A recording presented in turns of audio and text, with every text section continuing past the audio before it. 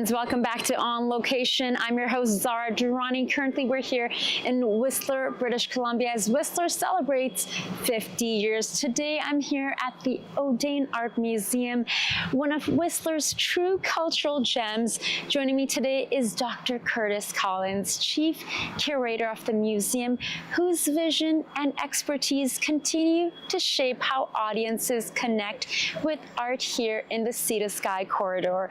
We'll be talking about Whistler's artistic legacy, the importance of Indigenous and Canadian art, and how the museum has become a cultural anchor in the community. Let's go in. Currently, I'm here at the Audain Art Museum, and joining me is Dr. Curtis Collins. Thank you so much for making time for us today. My pleasure. Thank you. You are the Chief Curator of the museum.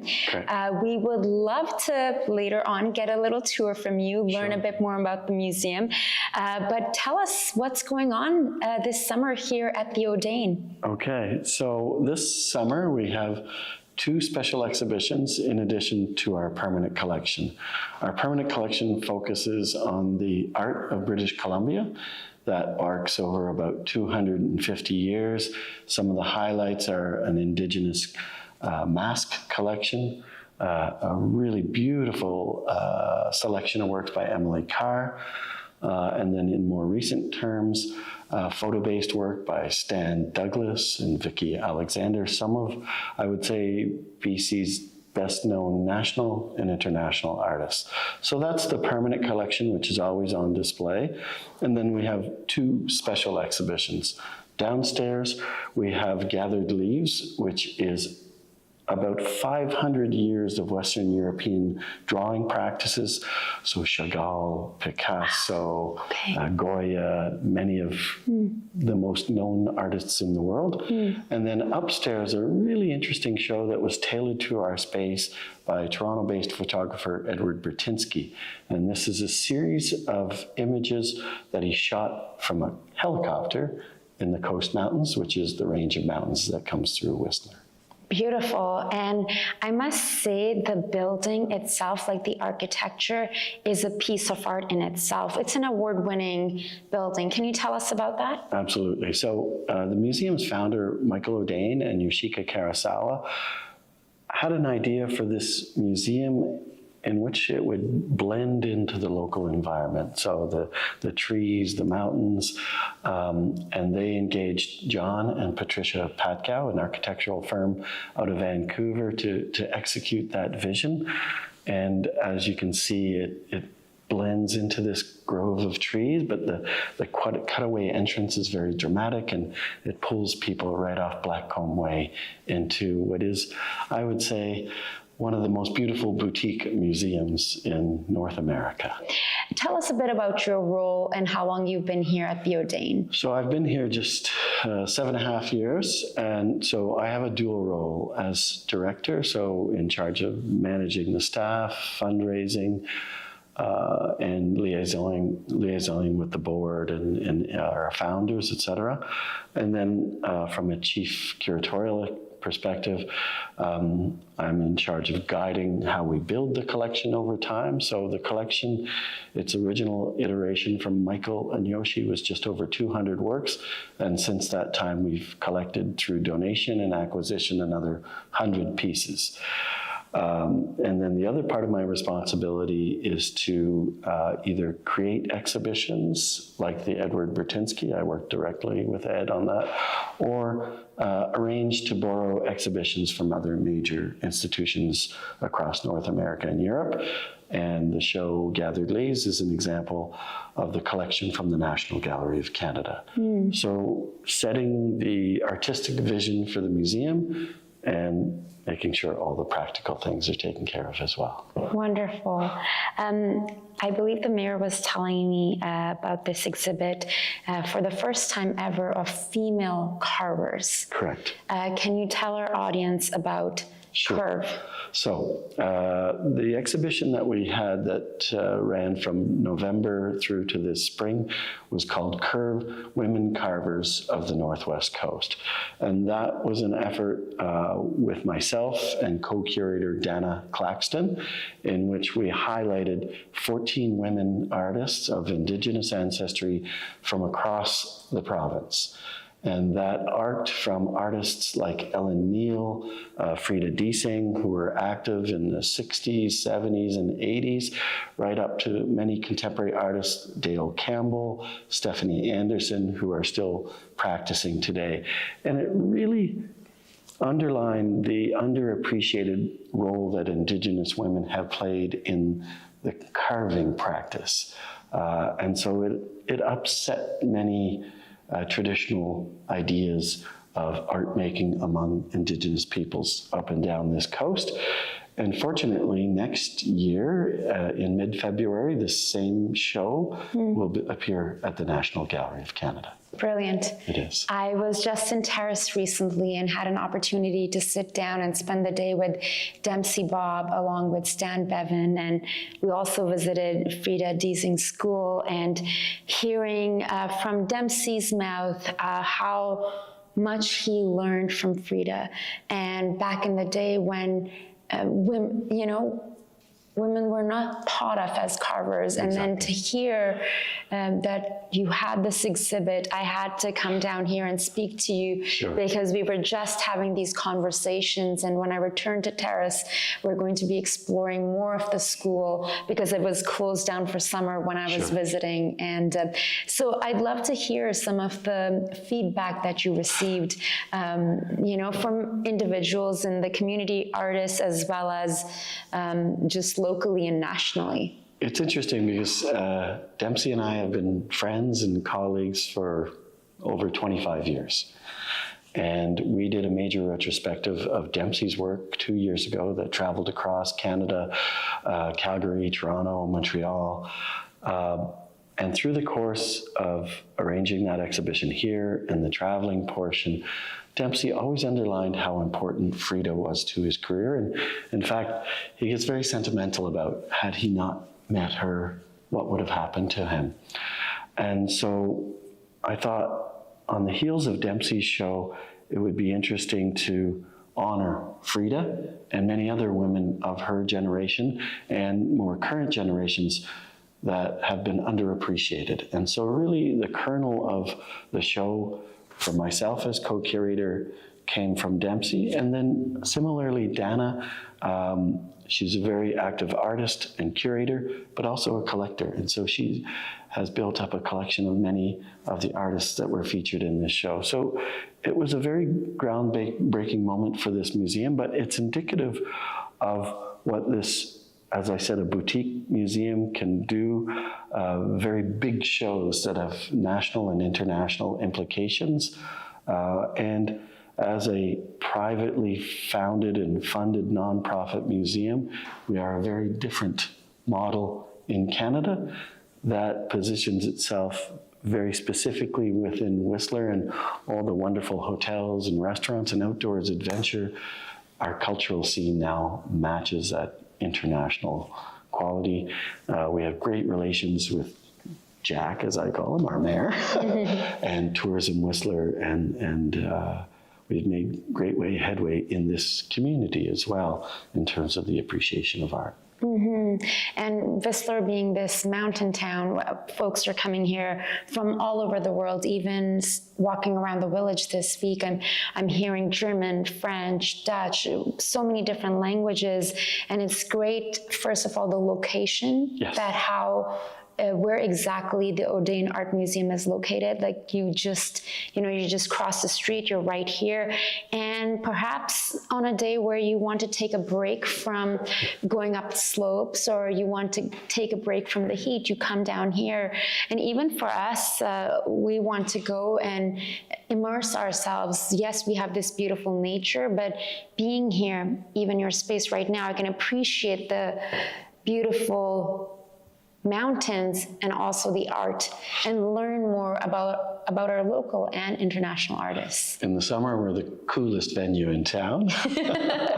It went up to almost 35. It felt like 40. It went up. It was quite hot on Monday and Tuesday. It's starting to cool down a bit. Yeah. So you can come down here and experience. No, the podcast did a wonderful job in the fact that this museum is built to an international standard. So we can borrow paintings and sculptures and drawings from any institution in the world.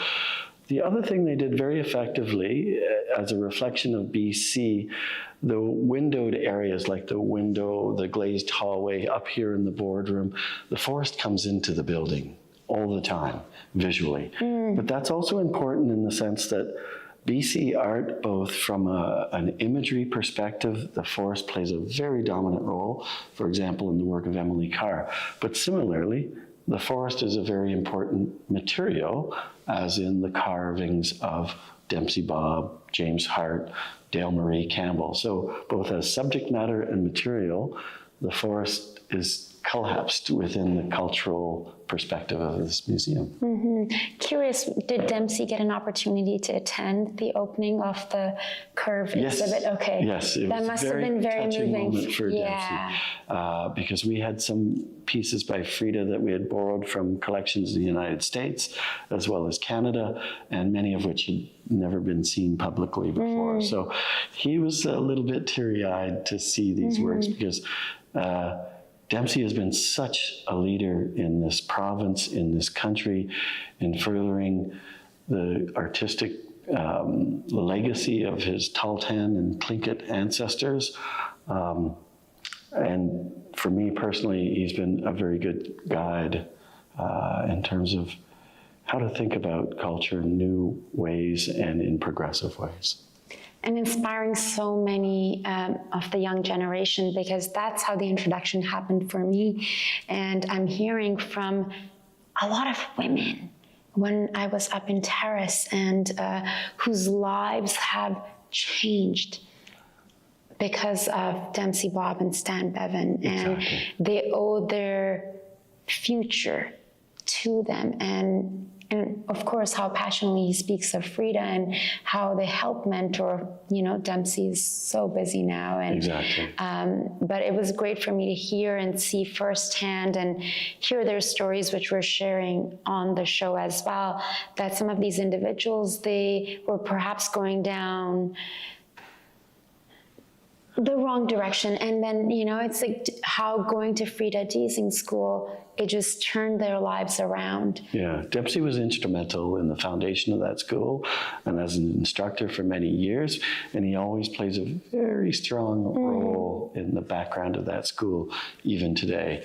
Last time I was in TELUS, he made such a great effort to introduce me to everyone at the school, all the young carvers, because they'll be the next generation of artists that will likely appear at the Audain Art Museum. Indeed.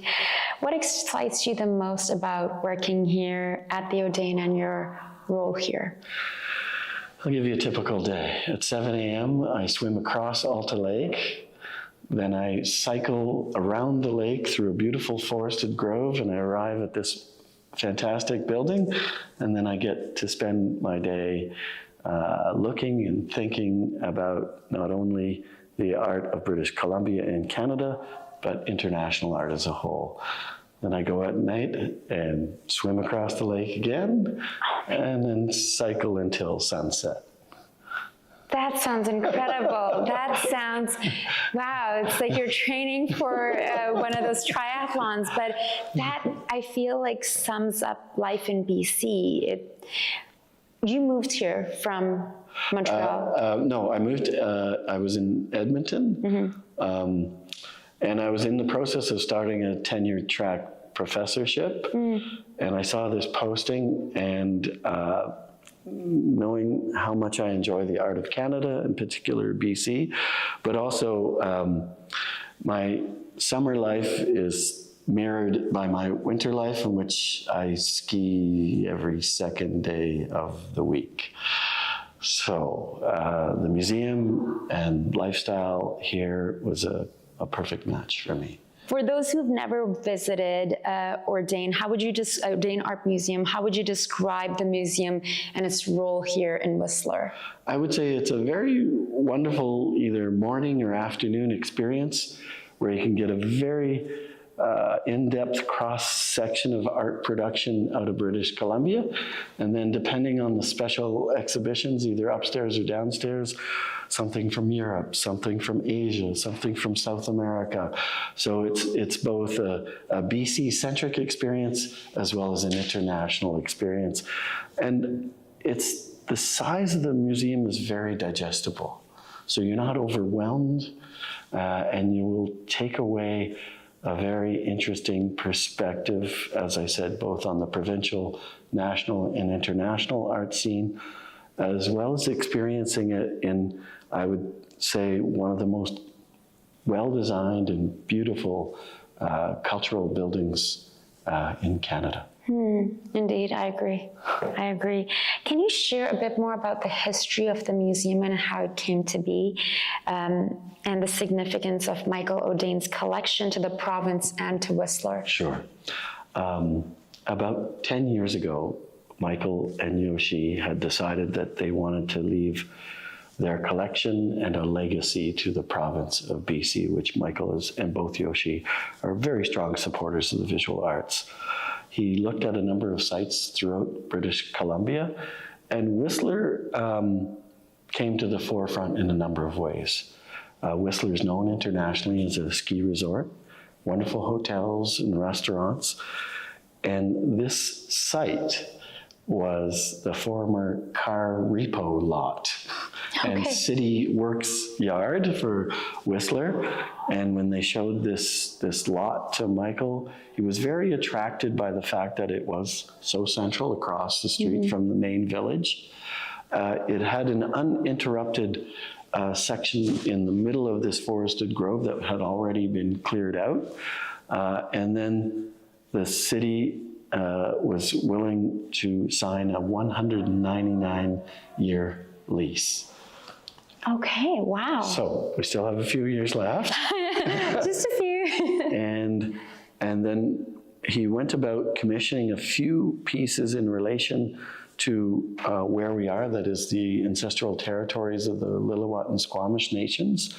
So as you enter the museum, on our outside deck is a wonderful house post, but rendered in contemporary materials. That is a water jet cut aluminum, and it's by a very well-known Squamish artist, a fellow by the name of Halacton. Halacton also sits on our board of directors. Okay. So he had a very particular vision, and Whistler turned out to be the ideal place to attract day visitors from Vancouver, visitors from across Canada that come to Whistler, and then visitors around the world. How do you balance between showcasing Canadian and Northwest artists and contemporary voices?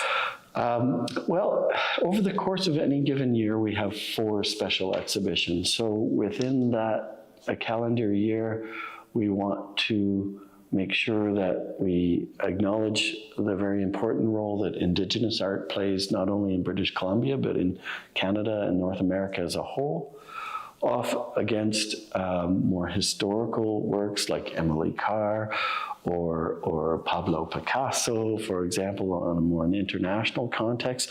So, and then similarly, we want to offer our visitors a variety of practices, so drawing, painting, sculpture, photography, carving, and in some instances, installation art. So we try to balance our schedule so our visitors get both a national and international experience, while similarly becoming familiar with both Indigenous North America and Western European art practices. What role does the museum play in building cultural literacy in the sea to sky corridor, in your opinion? Very good. It builds a cultural literacy in a way in which there are different streams of culture within this province. So for example, the history of art making among Indigenous peoples in areas like carving and weaving are represented here, both from the past to the present. Similarly, the history of Western European art practices grafted onto North America and BC are very well represented. And then the last pillar of the museum's collection, carving, painting, photography has been where Vancouver and British Columbia have set international trends over the last 30 to 40 years with artists like Vicki Alexander, Jeff Wall, Stan Douglas. So we have a foot in the past and a foot that looks forward. And again, carving, painting, photography really encapsulate, I would say, the strengths of the many different cultural art practices in this province. How do partnerships with Indigenous communities guide your work? I know that's something we've talked about quite a bit. We work regularly with the Squamish-Lillooet Center just across the creek, as I say, in terms of doing dual ticketing and talks and things of that nature. And then we interact with the broader Indigenous patrons and artists, Dempsey Bob from Terrace, Dale Marie Campbell from Prince Rupert. This fall, we'll be launching a major book which documents the career of James Hart, who's from Haida Gwaii, a major carver in Canada. His masterpiece is here, the dance screen, and then outside, just along Blackcomb Way, a major bronze by Jim called The Three Watchmen. So we're constantly interacting with the Indigenous community. In addition to that, Stephanie Anderson, a former graduate from the Frida Deasing School, we're now commissioning a piece by her. And also Arlene Ness, also from Northern BC, we're commissioning a piece by her as well right now. They were both included in Curve, Women Carvers of the Northwest Coast, and subsequent to that show, we're commissioned to create pieces for our permanent collection. So we're constantly reaching out to the Indigenous community in a really interesting range of ways. Similarly, artists from the Southeast Asian community out of the Lower Mainland. We're working with Raznakar. We're always working with artists in a whole range of capacities.